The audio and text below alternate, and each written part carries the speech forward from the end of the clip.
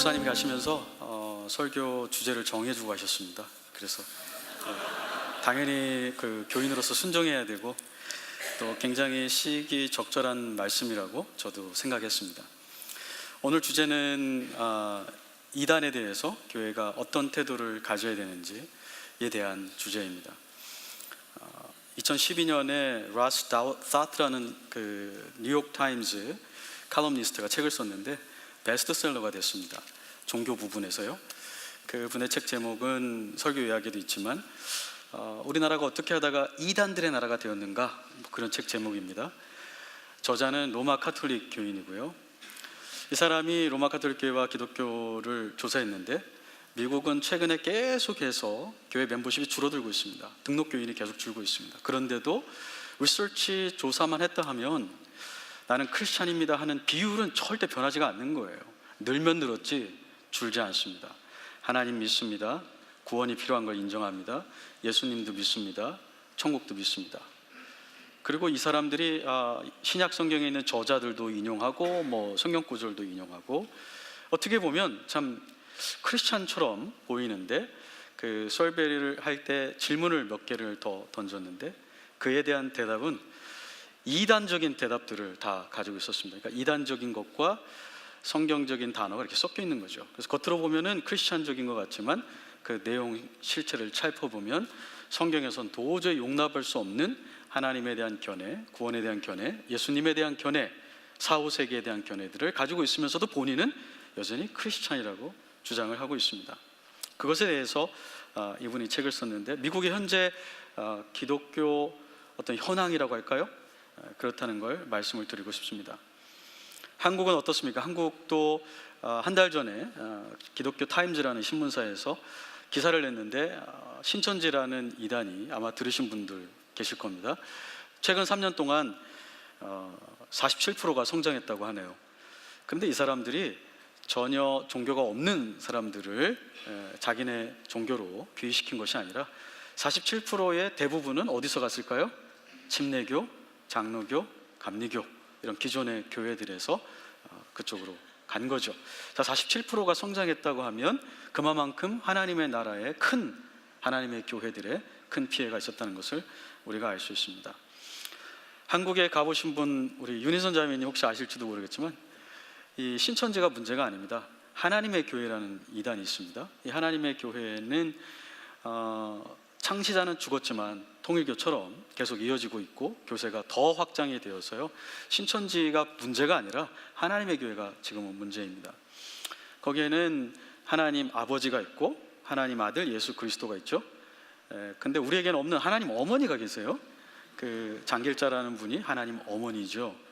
듣기에는 좋습니다. 어떻게 아버지도 있고 아들도 있는데 어머니가 없지? 어머니가 있어야 되는데, 상식적으로 그렇잖아요. 그러니까 사람들은 이게 더 상식적이다 생각을 하고, 또 하나님 아버지만 알다가 하나님 어머니 하니까 기독교가 뭔가 더 따스한 종교, 관용과 어떤 사랑이 넘쳐나는, 좀 온전해지는 것 같은 그런 느낌이 들어서 또 거기에 혹하는 사람들이 많습니다.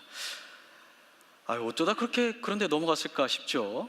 사모님도 넘어가고 교회 전체가 하나님의 교회로 바뀌는 경우도 있습니다.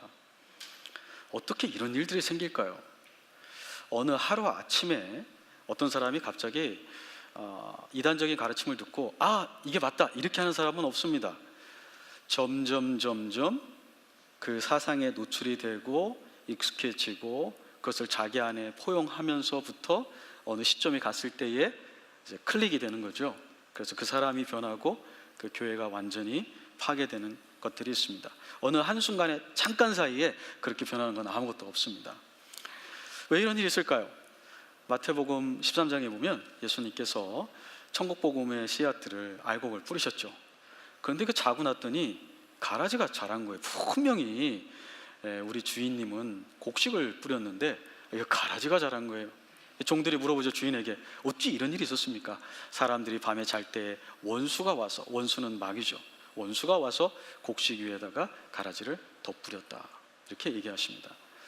마귀가 하나님의 역사를 대적하는데 가장 열심을 내는 것이 바로 교회를 파괴하는 것인데, 복음을 변질시키고 하나님의 말씀을 왜곡되게 해서 왜곡된 삶의 형태로 신앙생활을 하도록 하는 것이 마귀가 택하는 길입니다.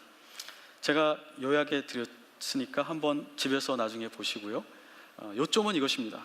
성경에서 예수님이든 사도들이든 거짓 선지자, 설교자들, 거짓 교사들, 스몰 그룹의 리더들에 대한 경고를 하지 않고 가르침을 주시거나 책을 쓴 적은 없다는 것입니다. 어떤 책을 보셔도 거기에 거의 모두 거짓 교사와 거짓 교사 선지자에 대한 경고들이 같이 포함되어 있습니다. 그런데 특별히 오늘 우리가 읽은 유다서는 한 장밖에 되지 않죠.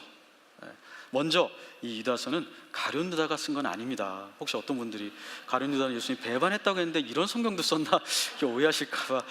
발음이 같은 거지, 우리말에 같지 않습니다. 이 유다는 1절에서 자기 자신을 예수 그리스도의 종이요 야고보의 동생이다라고 얘기하고 있습니다. 그 당시 예수 그리스도의 제자이면서 야고보의 동생으로 알려진 사람은 예수님과 어머니는 같은, 그렇죠?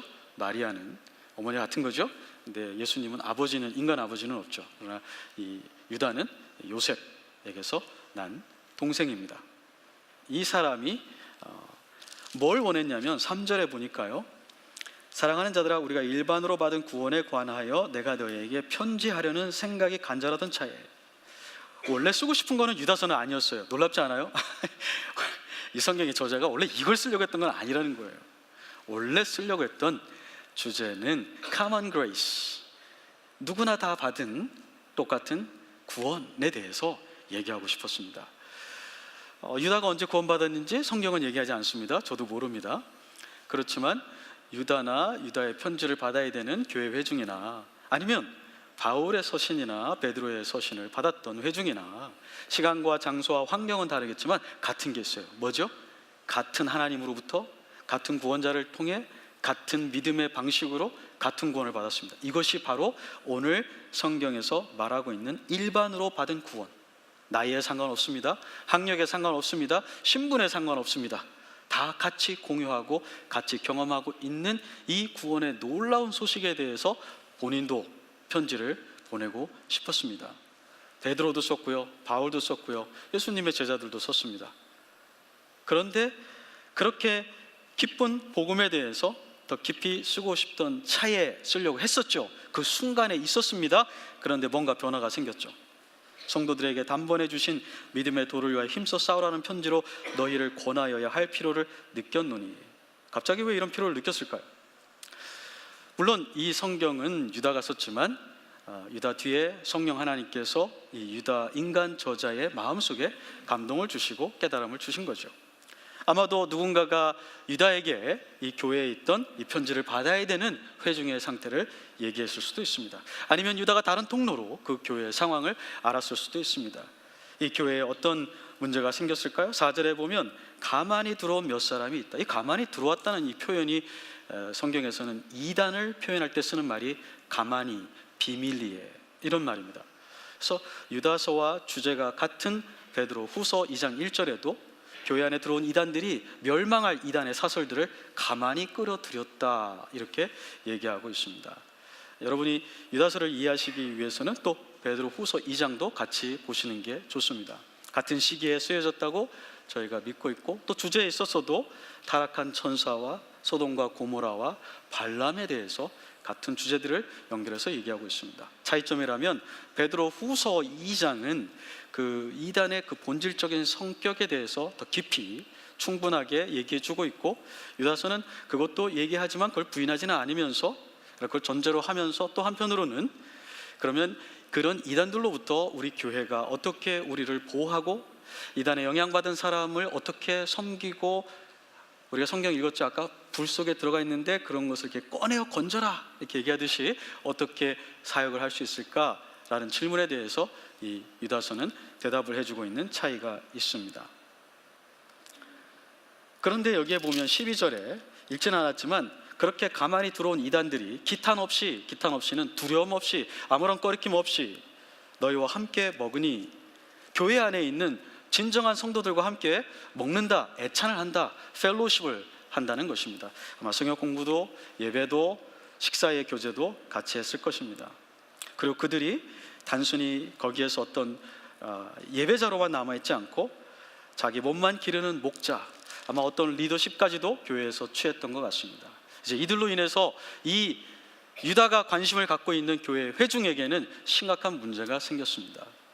성도에게 이 3절에 보면 단번에 주신 믿음의 도가 있었는데 그 도가 상실되거나 파괴될 심각한 위기에 처했기 때문에 유다에게 성령님께서, 그리고 유다 스스로도 느끼고 있었지만 어떤 무거운 마음의 짐을 주었기 때문에 권해야 할 필요를 느꼈다.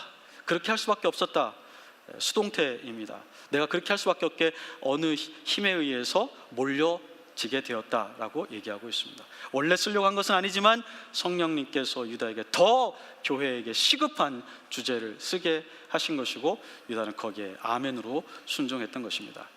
어찌 유다가 편지를 보내려고 했던 회중에게, 1세기에 특정한 지역에 있던 회중에게만 필요한 말일까요?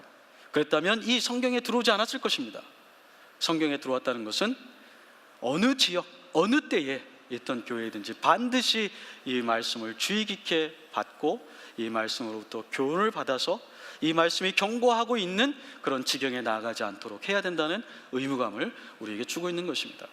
또 여기에서 해야 될 필요를 느꼈노니 세번역 성경에는 당장 내가 쓸 수밖에 없었다라고 잘 설명하고 있습니다. 당장 할 수밖에 없는 긴박성을 이 유다서를 받는 이 회중들이 깨닫기를 원했습니다.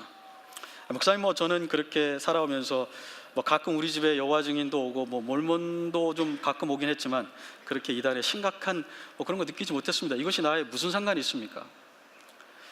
교회가 무엇인지 잘 모르면 그렇게 질문할 수 있습니다. 교회는 나 혼자 와서 나의 경건 생활을 지키는 것이 아닙니다. 교회는 나와 형제 자매가 운명이 연결되어 있는 사슬과 같고 운명 공동체입니다.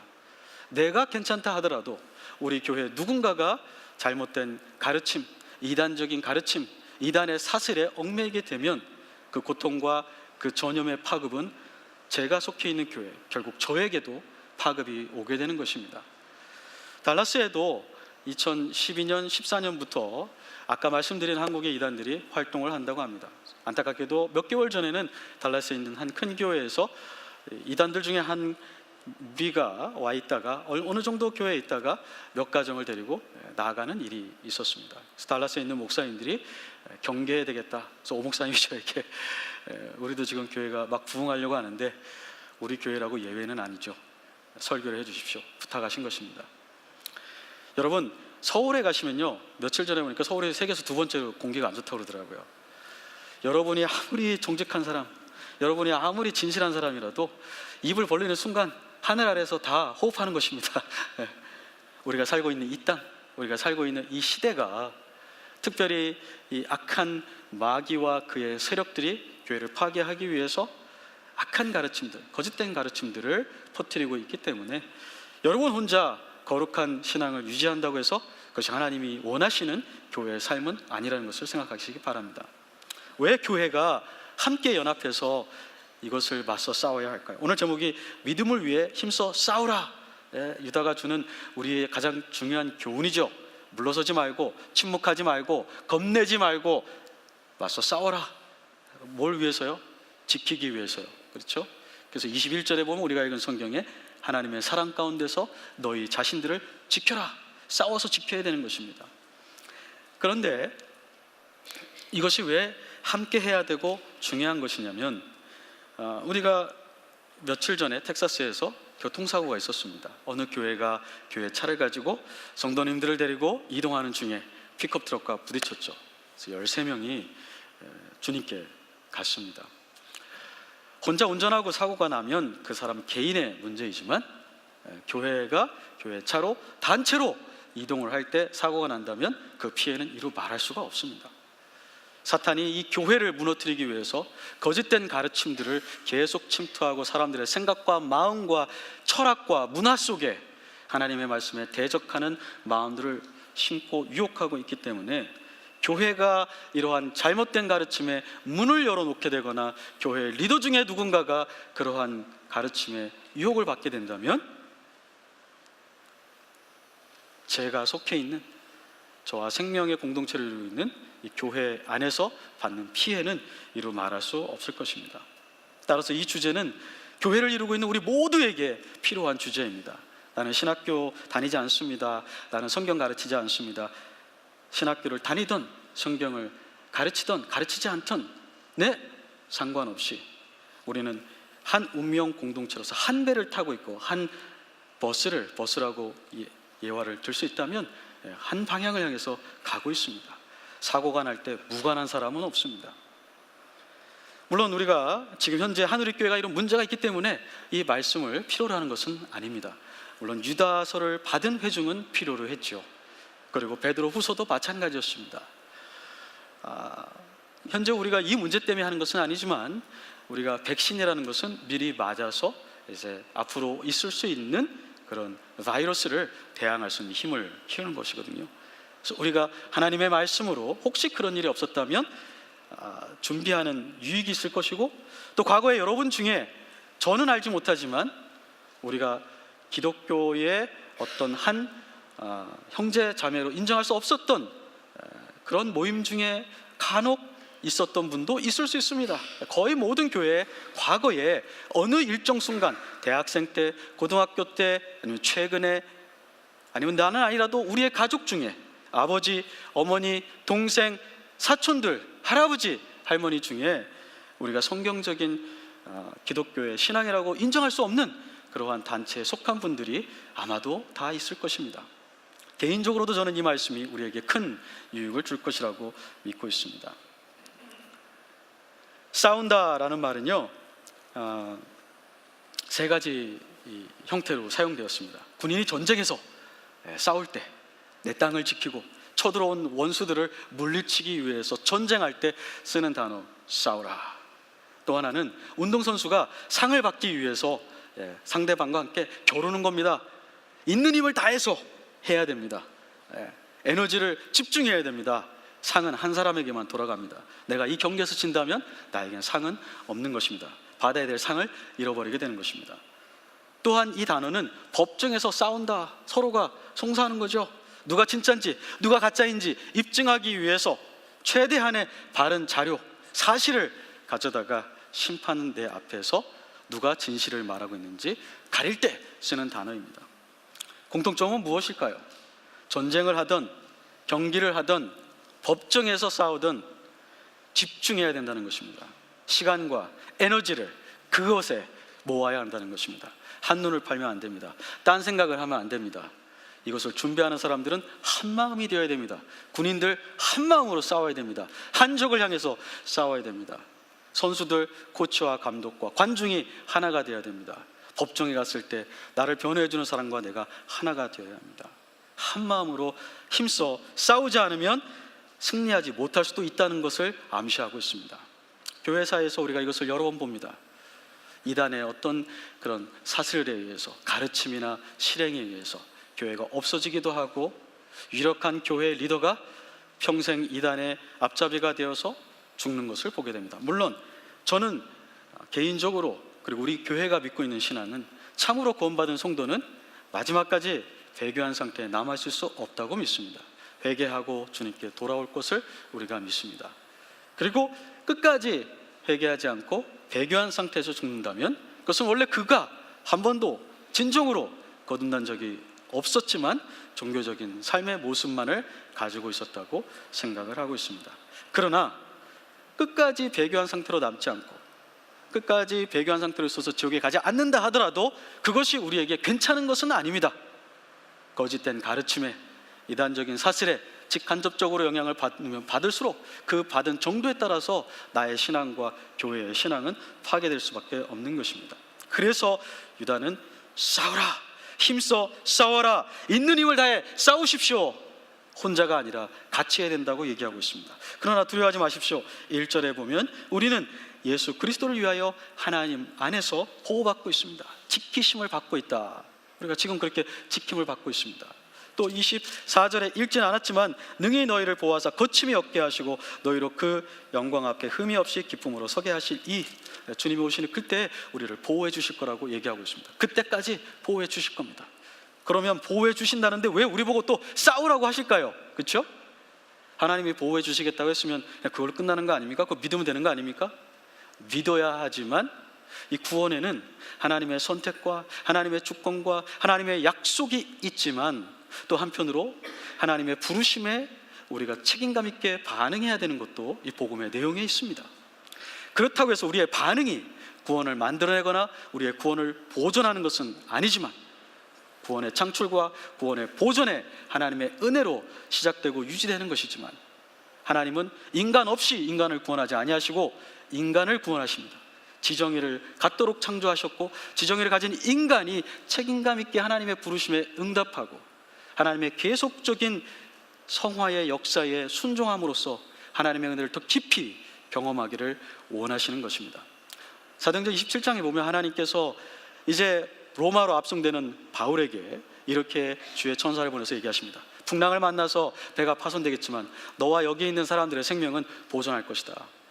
그럼 바울의 태도가 어땠습니까? 하나님이 배는 파손되겠지만 나와 여기 있는 선원들과 군인들의 생명은 보존해 주신다고 했으니 무슨 일이 일어나든 나는 평안하다. 그렇게 가만히 있었나요? 27장 보시면 어떻게 했습니까? 여러분, 짐 다 버리십시오. 배가 지금 이거 너무 무겁습니다. 짐 버리고, 또 사공들이 어떻게 하려고 했어요? 도망가려고 했거든요. 암초에 걸려서 배가 무너질 것 같으니까 조용히 있다가 도망가려고 했어요. 군인들에게 얘기하죠. 이들이 없으면 당신들 중에 아무도 살아날 수 없습니다. 그래서 군인들이 사공들 못 도망가게 했습니다. 하나님은 분명히 약속하셨어요. 살려주겠다고요. 그리고 결국은요, 다 살았습니다. 그러나 하나님은 그렇게 약속을 주신 바울로 하여금 그 하나님의 부르심을 정말 믿는 사람으로서 책임감 있게 행동하도록 요청하셨습니다. 우리가 이 신비를 이해하기가 쉽지 않습니다. 하나님의 선택, 하나님의 주권, 하나님의 약속, 그것과 인간의 책임이 어떻게 작용되는지 2000년 동안 이것을 설명하려고 했지만 참 어려움이 있었습니다. 그러나 우리가 분명한 것은 성경은 두 가지 다 가르치고 있다는 것입니다. 하나님의 주권과 선택과 약속이 있는 부분에서 우리는 아멘 주님 감사합니다 찬양을 하면 되고, 또 하나님께서 기도하라고 하실 땐 기도하면 되고, 하나님께서 복음을 전하라고 하실 때는 복음을 전함으로써 실제로 우리가 하나님의 약속 가운데 있음을 행위로 드러내게 되는 것입니다. 그래서 우리는 하나님께서 이 교회를 지켜주시겠지만 그럼에도 불구하고 힘써 싸워야 되는 이 거룩한 부르심에 믿음으로 응답해야 되는 것입니다. 그런데 이렇게 싸우려면 이단이 누구인지 어떤 사람들인지 알아야 되겠죠. 저걸 알아야 싸우지 않겠습니까? 성경에는 이단들의 몇 가지 특징들을 얘기해 주고 있습니다. 요약을 보시면요, 첫째는 몰래 들어옵니다. 여기 4절에도 몰래 들어왔고, 또 베드로후서 2장 1절에도 몰래 그 가르침이 들어옵니다. 물론 여호와 증인과 몰몬교는 명찰을 달 때도 있고 난 누굽니다 파스텔 줄 때도 있고 그렇게 하죠. 그러나 교회 안에서 생기는 이단들은 아주 조용하게 비밀리에 생겨납니다. 여러분, 정직하지 않은 것 하나님께 속하지 않은 것입니다. 누가 만나서 얘기할 때, 어떤 사람들과 공부할 때에 비밀리에 하지 마십시오. 비밀리에 하는 것 자체가 벌써 하나님 앞에 바르지 않습니다. 물론 교회 리더들과 교회 형제 자매들과 알지 못하게 비밀리에 만나서 했다는 것 자체가 잘못된 것은 아닙니다. 그러나 그것은 악한 자들이, 마귀가 하는 행위 중에 한 형태이기 때문에 그런 것을 따라가서는 안 되겠습니다. 그리고 실제로 그러한 식으로 교회 안에 들어오고 있습니다. 여러분, 꼭 오목사님의 설교만이 아니라 책을 읽을 수도 있고, 방송을 들을 수도 있고, CD를 들을 수도 있고, 테이프를 들을 수도 있습니다. 그러나 여러분이 들은 어떤 그 새로운 것들에 대해서 비밀리에 마음속에만 두지 마시고 그것을 교회의 교사들과 목회자들에게 가져오셔서 나누시고 생각하시고 들어보십시오. 교정받기를 바랍니다. 필요하다면. 마음속에만 두지 마십시오. 비밀리에 얘기하고 비밀리에 간직하는 것은 하나님 앞에 선한 것이 아닙니다. 두 번째는 이단은 교회 밖에서 들어올 때도 있습니다. 그래서 사도행전 20장 29절에 보면 에베소 장로들을 불러다가 바울이 이렇게 얘기합니다. 이제 내가 떠나면 이 때가 와서 하나님의 양떼를 공격할 것이다. 근데 당신들은 하나님이 세운 감독자이니 눈을 똑바로 뜨고 이 때가 올 때 잘 양떼를 지키십시오 얘기했습니다. 자, 밖에서 온다는 것은 새로운 사람이 교회에 허입될 때 우리가 이단인가 아닌가 항상 의심할 필요는 없지만 교회는 조심해야 된다는 것입니다. 그래서 신천지들이 교회에 들어올 때 거의 그렇게 들어오거든요. 신앙이 좋은 사람들처럼 오랫동안 교회 안에. 또 요새는 너무 그렇게 튀면은 기존 교회가 알아본다 그러니까 너무 열심히는 하지 말고, 그렇게 가르친다고 그래요. 이 교회는 신앙 고백 위에 세워집니다. 마태복음 16장 18절에 내가 이 반석 위에 내 교회를 세우겠다. 베드로가 주는 그리스도시요 살아계신 하나님의 아들입니다. 에베소서 4장 5절에는 주도 한 분이시요 믿음도 하나이고 침례도 하나다. 교회는 같은 신앙 고백 위에 세워지는 신앙 고백 공동체입니다. 따라서 우리 교회는 외부에서 사람이 올 때에 의심하는 것이 아니라 이 신앙의 순정성을, 순전함을 서로 간에 교류할 필요가 있습니다. 우리가 믿는 신앙을 구체적으로 설명해주고 또 그분이 가지고 있는 생각을 자세히 들어볼 필요가 있습니다. 물론 이렇게 한다고 이단이 절대 우리 교회 안 들어온다, 그건 아닙니다. 이단들도 요새는 그 교회에서 요구하는 성경 공부 끝까지 다 간다고 합니다. 끝까지 다 가야 그래야 리더십을 가질 수 있으니까요. 그냥 참는 거죠. 믿어주는 척 하는 거죠. 물론 우리가 그렇게 한다고 교회를 완전히 보호할 수 있는 것은 아니지만 그마저도 하지 않는 것은 무책임한 것입니다. 교회는 지켜야 되는 것입니다. 또 이단은 안에서 스스로 생겨날 때도 있습니다. 그 30절에 보면, 사도행전 28장 30절에 보면, 그런데 후에는 너희들 중에 제자들을 자기 말을 듣게 하려고 어그러진 말을 할 자들이 일어나게 될 것이다. 무서운 말씀 아니에요? 밖에서만 이리가 들어오는 게 아닙니다. 이 안에서 이리로 변하는 사람도 있다는 것입니다. 너무너무 무서운 말씀이죠. 초대교회 역사에 보면 아리우스라는 이단, 말시온이라는 이단, 아리우스는 교회 디컨, 엘더까지 했어요. 말시온은 아버지가 비샵, 주교였어요. 어려서부터 교회 다닌 사람이에요. 그런데 역사에 남는 이단들이 되었습니다. 교회가 경계해야 됩니다. 깨어있어야 됩니다. 내 자녀가 정말 믿음 가운데서 자라고 있는지, 우리 이 목장 모임에 늘 오고 가는 이 형제가 정말 구원받은 사람인지, 정말 신앙을 고백하고 있는지, 온다고 다가 아니고 앉아있다고 행복한 게 아니고 정말 신앙을 가지고 있는지 살펴보지 않으면 누군가는 그 중에서 거짓된 길로 가서 결국은 멸망에 이르는 사람도 있을 수 있다는 것입니다. 세 번째, 이단은 교회 리더십 안으로 침투하려고 합니다. 거짓 교사, 거짓 선지자. 왜 선지자, 교사라고 할까요? 이들이 이 교회 리더십을 가졌기 때문입니다. 이단이 와가지고 뭐 그냥 교회에서 평생 어디 평신도로 왔다 갔다 할 것 같으세요? 그러려면 안 오죠. 거기에 리더십을 가지고 그 교회를 파괴하기 위해서, 목회자가 되기 위해서, 집사가 되기 위해서, 소그룹의 목장의 리더가 되기 위해서 교회 안에 들어오는 것입니다. 우리는 그렇기 때문에 성경에서 이 교회의 목사와 집사에게 다른 성도들과는 훨씬 더 강도 높은 도덕성과 신앙 고백을 요구하고 있는 것입니다. 우리가 리더를 세울 때 신중해야 되는 것입니다. 리더를 세울 때 신앙 고백을 다시 한번 해야 되는 것입니다. 또 하나, 이단들은요, 교리적으로 반드시 타락한 교리를 가져오게 되어 있습니다. 하나님에 대해서 왜곡된 생각, 창조에 대해서 왜곡된 생각, 죄에 대해서, 구원에 대해서, 종말에 대해서, 교회에 대해서 성경의 근본적인 신앙을 뒤틀리게 하는 그러한 생각들을 만듭니다. 그런데 놀라운 거는요, 이단은 교리적으로만 파생되는 건 아니라는 것입니다. 성경이 이단에 대해서 표현할 때 많은 부분들이 이단의 교리에 대해서도 얘기하지만, 잘못된 가르침에 대해서도 얘기하지만, 그들의 도덕적인 삶에 대해서 성경은 정죄하고 있습니다. 성적인 방탕이 교회 안에, 초대교회 안에서 이단들의 특징이었습니다.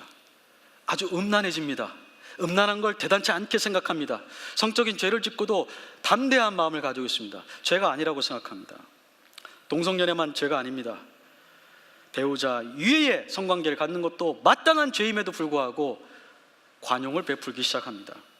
물론 그렇다고 해서 이단이 되는 건 아니지만 이단의 한 특징 중에 하나라는 것을 명심하십시오. 음란한 웹사이트에 중독되어 있습니다. 그렇다고 이단이 되는 것은 아닙니다. 그러나 이단의 특징 중에 하나는 음란하다는 것입니다. 돈에 탐닉합니다. 거짓말을 아주 밥 먹듯이 합니다. 우리가 다 거짓말하는 습관이 있습니다. 돈을 사랑하는 마음들이 있습니다. 그러나 그것이 그 사람의 특징이 될 때 조심하십시오. 성경에서는 그것을 이단들을 묘사할 때 쓰는 표현으로 사용하고 있습니다. 우리가 이단은 아닐 수 있지만 왜 우리가 이단의 삶의 형태를 살아야 하겠습니까? 또 하나, 이렇게 아주 방탕한 반율법주의자로 가든지, 갈라디아에서 보면 복음을 회파하는 유대주의자들, 철저한 율법주의자들도 또 생겨나게 됩니다. 여호와 증인 사람들, 몰몬교, 여러분 웬만한 사람보다 법 잘 지킵니다. 직장에 일찍 오고 청소 잘하고 자기의 양심을 위해서 투쟁합니다. 감옥에 가더라도 상관하지 않습니다. 여호와 증인들 옛날에 다 감옥에 갔거든요. 남자들은요. 군복무 하지 않고 양심을 가지고 있습니다. 법을 잘 지킵니다. 그렇지만 그들에게는 행위로 구원받는다는 신앙이 있기 때문에 그 잘못된 교리 때문에 삶에 있어서 율법주의적인 율법의 그 굴레에 살게 되는 것입니다. 율법을 반대해서 마구잡이로 살든 율법주의자가 되든 그것은 우리의 삶을 파괴하는 것입니다. 적지는 않았지만 또 하나의 큰 특징은 분열을 가져온다는 것입니다. 리더십의 분열을 가져오고 성경 공부 모임의 분열을 가져오고 예배의 분열을 가져옵니다. 우리 읽지는 않았지만 성경에 19절에 보면 이 사람들은 분열을 일으키는 자며 이렇게 얘기하고 있습니다. 분열을 일으킵니다. 교회가 한몸 되지 못하게 합니다. 우리가 왜 바른 신앙 고백이 있어야 합니까? 그래야 교회는 한몸 될 수 있기 때문입니다. 우리가 근본적인 신앙 고백에서 이탈하게 되면 교회는 분열되게 되어 있습니다. 특별히 이단에 속한 가르침으로 분열되게 되면 교회는 완전히 무너지게 될 수 있습니다. 이제 이런 이단들을 알았는데 그럼 우리가 어떻게 싸워야 할까요?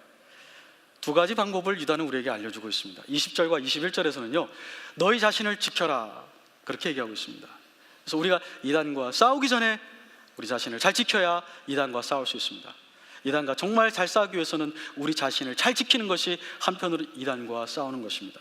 또 한편으로는 이단에게 물든 사람들을 우리가 버려서는 안 된다는 것입니다. 이단에 물든 사람들을 책망만 하고 정죄만 해서 출교만 한다고 이 문제가 다 해결될 것은 아니라는 것입니다. 이단에 물든 사람들이 있다 하더라도 교회가 그 사람들을 향해서 단계에 맞게 지혜롭게 조심스럽게 사역을 해야 된다고 유다는 얘기해 주고 있습니다. 그것이 22절과 23절에 있습니다. 자, 그럼 우리가 이단에 물든 사람을 어떻게 섬겨야 될까? 이전에 그럼 우리 자신이 어떻게 이 싸움에서 우리 자신을 지키고 준비할 수 있을지 살펴보겠습니다. 20절과 21절은 사실 하나의 문장인데 동사는 하나밖에 없습니다. 21절에 하나님의 사랑 안에서 자신을 지켜라 이렇게 되어 있습니다. 헬라어 성경에는 자신을 지켜라. 그런데 우리말 성경에는 자신이라고 되어 있죠.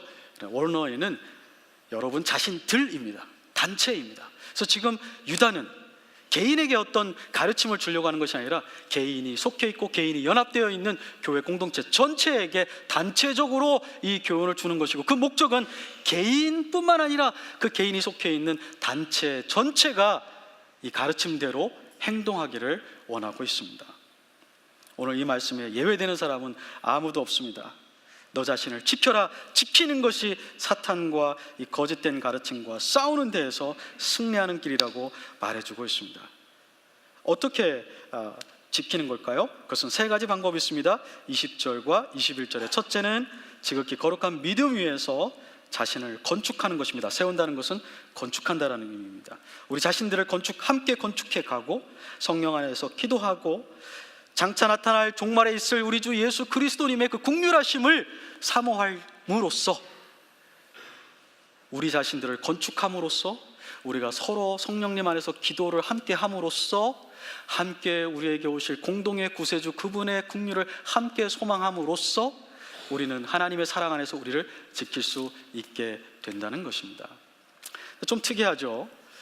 바울은요 이단에 대해서 어떻게 얘기했을까요? 디도서 3장 10절에 이렇게 얘기했습니다. 이단에 속한 자는 한두 번 훈계한 후에 멀리하라. 교제하지 말라는 거예요. 바울이 말한 이 이단은 정말 돌이킬 수 없는 마음이 아주 강팍한 증거가 필요한 게 아니라 이 사람에는 그 심령 속에 철학과 세계관과 심령 자체가 완전히 타락한 그런 사람일 것입니다. 또 바울은 디모데후서 1장 3절에 내가 디모데 너를 에베소에 남겨둔 것은 어떤 사람들이 다른 교리입니다. 다른 교훈을 가르치지 못하게 하려고 내가 너를 그 교회에 남겨놨다. 즉 거짓된 가르침을 설파하는 사람들이 교회 안에 리더십을 갖지 못하고 설교하지 못하고 성경을 가르치지 못하도록 금지하기 위해서 내가 너를 목회자로 세웠으니 목회를 잘 해야 된다. 이렇게 얘기하고 있습니다. 바울은 이단에 대해서 굉장히 적극적으로 교회가 대처해야 될 것을 얘기하고 있습니다. 그런데 오늘 성경에 보면 유다서에서는 유다가 우리로 하여금 그런 이단적인 사슬에 있는 사람을 교회 안에서 어떻게 처리하고 어떻게 출교하고 이런 거에 대해서는 얘기하지 않습니다. 반대가 될까요? 반대가 되지 않습니다. 인간 저자는 다르지만 인간 저자들 배후에 성령 하나님 한 분 이신 신령한 신성한 저자가 계시기 때문에 모순되는 건 아닙니다. 상호 보완되는 거죠. 그래서 우리가 바울이 말한 이단을 대적하는 행정적이고 징계를 통한 이런 것들을 버릴 필요는 없고 그것을 가져야 하지만 동시에 또 우리는 유다가 우리에게 말하는 그걸 하기 이전에 우리 자신의 모습을 어떻게 세워야 될 건지를 알아야 합니다. 특별히 사랑 안에서라고 얘기했는데요, 왜 갑자기 유다는 이단으로부터 우리를 지키는데 사랑에 대해서 얘기를 할까요? 이 사랑은 두 가지가 있습니다.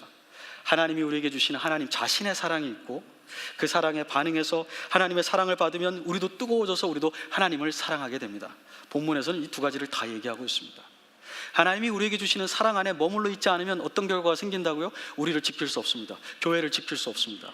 유다가 그렇게 얘기하고 있습니다. 그러나 하나님이 주시는 사랑 가운데 계속 머물게 되면 우리는 교회를 지킬 수 있습니다. 우리는 악한 이리때로부터 우리 자신을 보호할 수 있습니다. 우리 안에서 생겨나는 이리로 변하는 그러한 세력으로부터도 우리를 지킬 수 있습니다. 도대체 하나님의 사랑이 무슨 역할을 할까요? 하나님의 사랑은 하나님의 구원의 근간이십니다. 하나님의 모든 복들은 우리에게 주시는 하나님의 사랑 안에 다 들어가 있습니다. 그런데 문제는 우리가 그분에게 불순종함으로써, 그분의 말씀을 지키지 않음으로써 하나님이 사랑을 끊었다기보다는 하나님이 주시는 그 사랑을 계속적으로 경험하지 못하게 되는 상황에 처하게 됩니다. 요한복음 15장 9절과 10절에서 예수님은 이렇게 얘기하셨죠. 아버지께서 나를 사랑하신 것 같이 나도 너희를 사랑했으니 내 사랑 가운데 거하라. 내가 아버지를 사랑해서 그분의 계명을 지킨 것과 같이 너희도 내 계명을 지켜서 내 사랑 안에 거하라. 우리가 하나님이 주시는 그 끝없는 그 복락들의 원천인 하나님의 사랑 안에 거하려면 조건이 있습니다. 뭐가 있어야 된다고요? 하나님의 계명, 하나님의 말씀, 하나님의 뜻에 순종함으로써 계속적으로 순종하는 만큼 계속적으로 우리는 하나님의 사랑을 받게 됩니다. 그러므로서 하나님의 지혜와 하나님의 능력과 하나님의 주시는 이 세계에 대한 눈을 우리가 가지게 되는 것입니다. 또 한편으로는 우리 쪽에서의 반응으로서의 하나님의 사랑 안에도 우리가 계속적으로 있어야만 우리 자신을 지킬 수 있습니다. 여러분, 기독교 역사에서 많은 사람들이 순교했습니다. 특히 로마 제국 시대에 4세기, 3세기 이때에는 예수님의 신성을 거절하는 현재의 여호와 증인과 같은 사람들이 로마 제국의 황제였습니다. 그때는 많은 교회의 신학자들과 목회자들이 유배를 가거나 목숨을 잃었습니다. 그들이 그걸 두려워하지 않고 진리를 지켰던 건 무엇일까요? 왜? 예수님이 하나님이 아니라고만 얘기하면 살 수도 있었는데 자기의 집도 빼앗기고 땅도 빼앗기고 몸까지도 생명이 앗아가는 처지에서도 왜 예수님은 하나님이라고 말할 수밖에 없었을까요? 그들은 하나님을 사랑했고 하나님의 진리를 사랑했습니다. 우리가 하나님에 대한 사랑으로부터 멀어지기 시작하면, 식어지기 시작하면 하나님이 우리에게 주신 이 진리의 말씀도 우리가 멀리하게 되고 가벼이 여기게 되고 타협하기 시작합니다.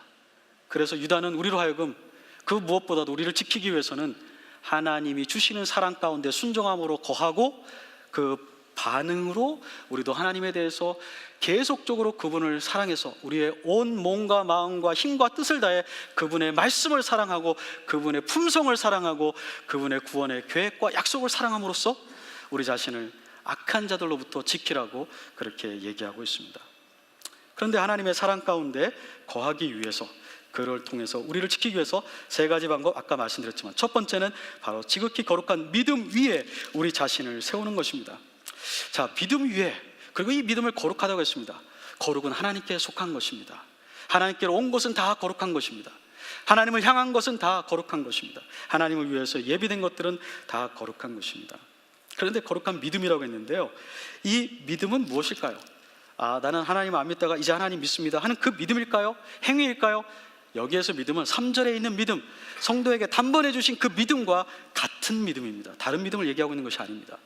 3절에서 성도에게 단번에 주신 그 믿음, the faith는요, 성경에서 로마서 10장 8절, 갈라디아서 1장 23절, 또 에베소 4장 5절에 보면 우리가 믿는 행위, 주님 나는 안 믿는 사람이었는데 믿습니다라는 그 믿는 행위가 아니라 그 믿음의 내용들입니다.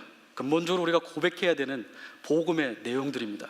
예수 그리스도님의 인성과 신성과 죽으심과 부활하심과 장차올 심판과 삼위일체 하나님에 대한 이 믿음들이 바울은 때로는 복음이라는 말 대신에 그냥 믿음, 이렇게 얘기했습니다. 그래서 갈라디아서 1장 23절에는 저들을 핍박했던 자가 이제는 그 믿음을 전파한다는 걸 들었다, 이렇게 얘기하고 있습니다. 오늘 우리가 우리 자신을 건축해야 되는 이 믿음은 성경에서 우리에게 주고 있는 복음의 내용들, 가르침들, 다른 말로 하면 근본적인 기독교 신앙의 교리라고 얘기할 수 있습니다. 우리말 성경에 교훈이라고 번역된 게 많죠. 디모데전서 1장 10절, 6장 3절, 또 디모데후서 4장 3절, 디도서 2장 1절에 보면 바른 교훈을 가르치고 바른 교훈을 거스리는 자를 막아라, 이렇게 얘기하고 있습니다. 그런데 여기서 바른 교훈은 영어 성경들에 보면 doctrine입니다. doctrine이 진리와 다르다고 생각하는 것은 문제가 있습니다. 교리는 성경에 있는 내용을 요약한 것입니다. 체계적으로 전달해 주는 것입니다. 예수님도 서기관이 와서 예수님, 구약에서 가장 큰 계명이 무엇입니까? 질문했을 때, 야, 우리 레위기 한번 보자. 신명기에 뭐라고 이렇게 하지 않았습니다. 한마디로 어떻게 하셨어요? 내 마음과 목숨과 힘과 뜻을 다해 주 너의 하나님을 사랑해라. 이것이 첫째 가는 계명이다.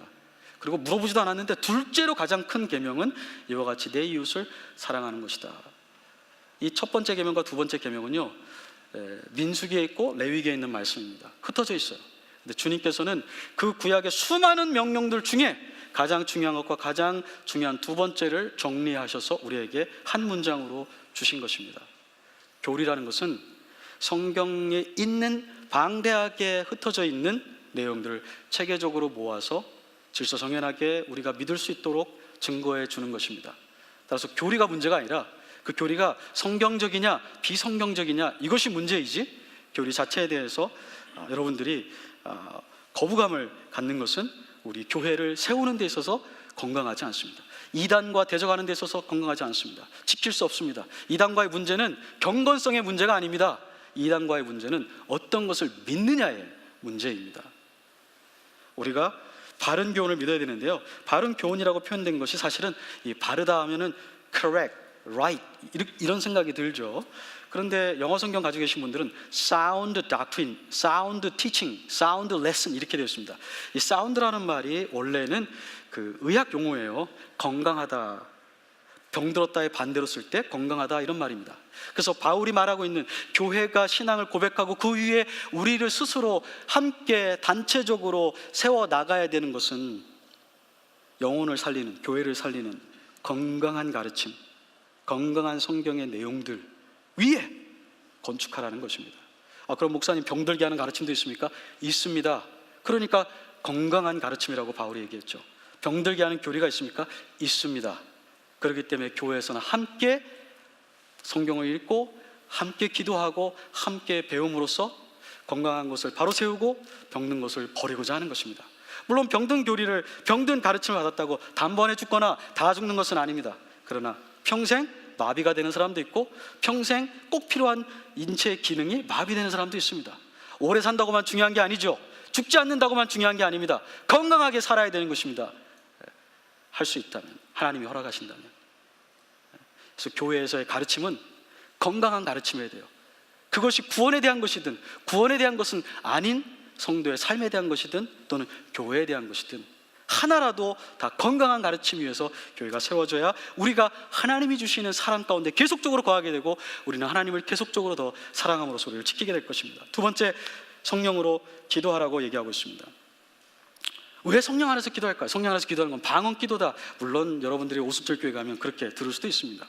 그러나 방언 기도가 아니고 신약 성경에서 성령 안에서라는 말은, 성령의 능력 안에서라는 말은 성령님의 인격과 사역 안에서 순종함으로써 그분의 인도하심을 받아, 이런 뜻입니다. 왜 우리가 성령 안에서, 성령님 안에서 그분의 인도함을 받아 그분과 함께 그분의 원하시는 대로 기도해야 될까요? 요한복음 15장 26절과 16장 13절에는 이런 말씀이 있습니다. 성령은 진리의 영이시다. 우리 예수님이 그분을 진리의 영이라고 말씀하셨어요. 그러니까 우리가 진리를 분별하기 위해서는 성령님의 임재가 꼭 필요합니다. 또 진리를 더 자세히 알기 위해서는, 이 이단이라는 것은 끝단자, 끝에가 다르다는 거거든요. 굉장히 비슷한 것들 얘기하고 비슷한 것 같은데 핵심적인 부분에서 중요한 차이를 나타내는데 그것을 이해하기가 쉽지가 않습니다. 근데 그런 것을 분별하기 위해서는 성령님 안에 더 깊숙하게 들어가서 그분의 가르침을 받아야 됩니다. 성령님은 진리의 영이기 때문에 우리가 그분 안에서, 그런데 성령님은 거룩한 영이기 때문에 우리가 우리의 죄를 자복하고 진실하고 겸손한 태도로 교회가 함께 모여서 교회를 지키기 위해서, 하나님 우리 하늘교회를 이 타락한 미국에서 지켜주십시오. 이 달라스에 너무 혼탁스러운 가르침들이 많은데 하나님 하늘교회에 그런 가르침 들어오지 않게 해주세요. 하나님 우리 목사님과 우리 부목사님, 우리 협동 목사님들이 엉뚱한 거 가르치지 않게 하나님 하나님 지켜주세요. 성령님 정말 빛비춤을 허락해 주세요. 성령님이 깨닫게 해주셔야 알 수 있는 거거든요. 성령님이 깨닫게 해주셔야. 이게 정말 이런 말씀은 그렇지만 이게 똥인지 된장인지 이게 구분하는 것은 우리의 힘으로는 안 되고 성령님께서 빛을 비춰주실 때에 이거는 병들게 하는 거구나, 이거는 암에도 걸리겠다, 이거는 장차 내가 마비되겠다, 이거는 참 먹으면 좀 힘든 말이고 순종하기는 힘들지만 나를 살리는 우리 교회가 사는 길이구나, 순종하자, 이렇게 분별력을 갖게 한다는 것입니다. 그런데 같이 그렇게 해야 됩니다. 같이 목회자만, 리더만 하는 것이 아니라 온 성도가 같이 그렇게 기도해야 되는 것입니다. 또 하나, 우리 예수님의 국률함을 기다리라는 말은 우리가 현재 영생을 가지고 있습니다. 요한복음 3장 36절, 우리가 이미 심판에서 옮겨졌고 영생은 우리의 것입니다. 그럼에도 불구하고 우리가 가지고 있는 영생의 충만함에는 아직 이르지 않았습니다. 완전함에는 아직 이르지 않았습니다. 그때 가봐야 아는 것은 아니지만, 그때 가도 분명히 우리가 이 영생을 누리겠지만, 지금 유다가 얘기하는 것은 주님이 오시는 그날에 주님의 국률함으로 우리가 그 풍성함, 완성함에 들어가게 될 것이고 경험하게 될 것이다. 그런데 우리가 가지고 있는 신실함 때문이 아니라 그리스도의 국률하심으로 우리가 그렇게 될 거라는 것입니다. 우리가 투쟁해야 됩니다. 이단과 싸워야 됩니다. 우리를 지켜야 됩니다. 신실해야 됩니다. 그렇다고 해서 우리가 온전하다는 것은 아닙니다. 우리가 죄가 없는 사람들이 아닙니다. 우리 안에도 여전히 죄성이 있고 실패할 때도 있고 실수할 수도 있고 오해할 때도 있습니다. 하나님 말씀대로 순종하지 않을 수도 있습니다. 순종한다고 생각하지만 반대로 행동할 수도 있습니다. 그러나 그리스도께서 그날에 우리를 그분의 국률하심으로 지금까지도 보호해 주셨지만 그때에 우리를 완전한 구원의 성취 가운데로 인도해 주신다는 것입니다. 그 국률하심을 생각할 때 우리는 하나님을 또 사랑할 수밖에 없습니다. 나의 어떠함이 아니라, 나의 나됨이 아니라, 나의 성취가 아니라, 나의 신실함이 아니라, 나의 신실함은 하나님의 사랑에 대한 반응일 뿐이지 나의 신실함이 영생의 근거는 되지 않는다는 것입니다. 하나님의 국률하심만으로 내가 거기에 들어간다니 얼마나 감사한지요. 그러므로 나는 더 하나님의 은혜를 간구하는 겸손한 사람이 될 수밖에 없습니다. 그러므로 더 조심하게 되고 더 깨어있을 수밖에 없게 됨으로써 우리는 보호받게 되는 것입니다. 자, 이렇게 되었을 때 우리는 어떻게 해야 될까요? 어떤 의심하는 자들을 국률이 여기라 했습니다. 의심하는 자들을 국률이 여기라는 말은, 어떤 사람은요 교회 안에서 이런저런 얘기를 듣고 형제가 하는 말, 어머니 아버지가 하는 말 듣고 친구가 하는 말을 듣고 자기가 배웠던 것에 대해 의심을 가지기 시작해요. 헷갈리기 시작하는 거예요. 그러나 의심과 헷갈림 자체가 이단은 아닙니다. 함부로 정죄하시면 안 되는 거예요. 헷갈릴 때도 있고 의심이 들 때도 있다고 성경은 얘기하고 있습니다. 그러나 우리가 그런 사람들을 향해서 어떻게 해야 된다고요?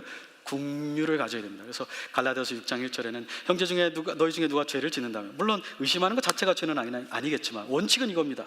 영적인 여러분들은 교회는 온유한 심정으로 그를 바로잡고 우리가 그 의심하고 혼돈 가운데 있는 사람에게 위로해주고 격려해주고 말씀을 바로 알도록 도와줘야 됩니다. 그런데 국률함이 있어야 그렇게 할 수 있다는 겁니다. 국률함이 없으면 그렇게 할 수 없습니다. 그런데 이제 한 발자국 더 나아가서 더 심한 사람이 있죠. 불타기 직전에 있는 사람이 있습니다. 그냥 의심 정도가 아니고요, 이제 내가 저길 가야 되겠다 이렇게 생각하는 거죠. 아니면 내가 이 안에서 이 운동을 좀 시작해야 되겠다. 이런 사람들 이제 불타기 직전입니다.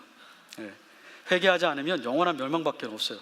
근데 창세기 19장에 보면 롯과 그 가족이 불타기 직전이었습니다. 근데 아브라함의 중보기 들어서 천사가 와서 얘기했는데 듣지 않죠. 이게 무슨 소리입니까? 그때 어떻게 했죠? 천사들이 롯과 아내와 딸들의 손을 잡고 이끌어내니라, 그렇게 되어 있어요. 이끌어내니라. 여기서 이렇게 머물다가는 당신들 다 죽습니다. 그래서 불에 타기 전에 불에서 끌어내서 구원하라, 이 말은 지금 굉장히 심각해요. 이거는 그냥 시간을 두고 보는 게 아니에요. 빨리 조치를 취하지 않으면 이 사람은 이제 조만간에 정말 여기에 완전히 올무에 사로잡힐 수밖에 없게 되는 상황이 되기 때문에 이 올무에 사로잡히기 전에 건져내라는 것입니다. 힘을 다해서, 협동해서. 그 누구도 여기에서 뒤로 물러나거나 무관심해서는 안 되는 것입니다. 그러나 한 가지 기쁜 소식은 회복될 수 있는 가능성이 있다는 것입니다. 회복될 수 있는 가능성이. 다 그런 건 아닙니다. 끝까지 하나님 앞에 자기가 구원받지 않았음에 대해서 행동으로 입증하고 끝까지 배교한 상태로 죽는 사람도 있습니다. 그러나 교회 역사에는 또 돌아온 사람들도 있습니다. 마지막 사람은요, 어떤 자는 그 육체로 더럽혀진 옷이 있습니다. 근데 그것까지 미워하라고 하죠. 이 옷을 미워한다, 뭐 문자적인 건 아닙니다. 그렇지만 이 문자적인 표현이 가지고 있는 영적인 의미가 있습니다. 이 옷이 더러워진다는 건 스가랴서 3장에 보면 제사장 이 여호수아가, 대제사장 여호수아가 하나님 앞에 섰는데 그의 옷이 더러워서 마귀가 참소합니다. 하나님 심판하세요, 정죄하세요, 이 사람 죄받아도 마땅하고 심판받아도 마땅합니다, 이렇게 얘기하거든요. 그래서 이 더러운 옷을 입었다는 것은 하나님 앞에 이 정죄받는다, 심판받는다, 이런 뜻입니다. 죄가 관영한 거죠. 그런데 옷을 왜 얘기했을까요? 여기에서 옷은 겉옷이 아닙니다. 여기에서 옷은 속옷입니다. 우리가 속옷을 입지 않습니까? 속옷을 입는 순간 속옷은 더러워집니다. 남자와 여자의 생식기와 맞닿는 순간 속옷은 더러워집니다. 아무리 깨끗하게 빨았어도 피할 수 없습니다. 어떤 사람은, 우리 중에 어떤 사람은, 또는 우리가 알고 있는 어떤 사람은 단순히 의심하는 게 아니고, 단순히 거기에 가야겠다고 결심한 게 아니고 실제 발을 내딛어서 거기에서 자기의 영혼이 죄로 더러워졌습니다. 자기의 삶이 죄로 더러워졌습니다. 더 심각한 사람입니다. 그럼에도 불구하고 유다는 그 사람에게도 긍휼을 가지라고 얘기하고 있습니다. 우리가 긍휼을 베품으로써 그를 도와줄 길이 있기 때문입니다. 그를 불쌍히 여기라는 것입니다. 그런데 긍휼히 여기서 도와줄 때 미워하고 두려움으로 하라고 했습니다. 그 사람을 미워하면 어떻게 도와주겠습니까? 어떻게 긍휼하겠습니까? 미워하라는 것은 그 사람의 죄, 그 사람의 생각, 그 사람의 태도를 본받지 말라는 것입니다. 호기심을 가지지 말고 한번 해볼까 생각이라도 하지 말라는 것입니다. 두려워하라는 것은 무엇일까요? 의사 선생님들이 옛날에 한국에 메르스 있을 때 보셨잖아요. 머리부터 발끝까지 숨도 못 쉴 정도로 다 감싸잖아요. 왜요? 무섭거든요. 내가 사람을 살려야 하지만 나도 접촉되면 죽을 수 있기 때문에. 거짓된 가르침, 특별히 이단적인 가르침은 거기에 저도 알게 모르게 오염될 수 있습니다. 교리적으로, 도덕적으로 오염될 수 있습니다. 특별히 도덕적으로 더 우리가 노출되어 있습니다. 우리가 그런 형제를 교회가 도와줄 때 우리 교회는 긍휼하라고 해서 받아주자, 없던 일로 하자, 관용을 베풀자, 그런 말은 아닙니다. 긍휼하다는 것은 그를 위해서 기도하고 그에게 기회가 될 때마다, 혹시 기회가 된다면, 들을 기가 있다면 그에게 또 한 번 권면하라는 말씀이지, 교회가 그것을 인정하고 묻고 하라는 말은 아닙니다. 어거스틴 어떤 사람입니까? 교회 역사에 몇 명 안 되는 교회 역사의 형태를 잡은 위대한 신학자입니다. 그러나 여러분 그거 아세요? 어거스틴도 9년 동안 이단 생활을 했어요. 마니교라는 이단에 있었습니다. 마니교라는 이단에 있다가 9년 뒤에 해방되었어요. 그래서 그가 침례를 받고 바른 교회의 성도가 되고 바른 교회의 신학자가 되었습니다. 그리고 그는 마니교를 대적하는 책을 썼습니다. 자기의 죄를 참회하면서 9년 동안이나 하나님을 떠나 있었던 것을. 그러나 모든 사람이 이렇게 되는 것은 아닙니다. 그러나 핵심은 이것입니다. 우리 자신을 지키고 우리가 말씀에 굳건히 쓰고 성령님 안에서 같이 기도하고 주님의 긍휼을 의지하면서 동시에 이러한 상황에 있는 사람들을 섬길 때에, 긍휼히 여길 때, 그들 위해서 기도할 때 그들 중에 누군가는 돌아올 수도 있다는 것입니다. 또 알겠습니까? 하나님이 또 다른 어거스틴을 일으키실지. 그러나 그렇게 되기 위해서는 교회가 먼저 진리의 말씀 위에 굳건히 서서 하나님의 사랑 가운데 우리를 지키고 그 다음에 섬겨야 하는 것입니다. 기도하겠습니다. 하나님, 우리에게 단번에 주신 이 믿음, 고칠 필요도 없고 추가할 필요도 없는 이 믿음의 복음의 내용들을 악한 마귀가 빼앗아 가려고 하고 바꾸려고 하고 우리 교회를 파괴하려고 하는 이 시대에 하늘의 교회가 보존되어서 힘써 싸워 이런 자들을 물리치고 하나님의 진리를 수호하고 다음 세대에 전달할 수 있도록 사용하여 주시옵소서. 또 그렇게 유혹받고 있는 교회들을 돕고 또 달라스 교회들과 한국의 교회들과 미국의 교회들이 하나님 앞에 보존되고 또 진리를 전달하는 교회들 되도록 하나님 복 주시기를 원합니다. 예수님의 이름으로 기도합니다.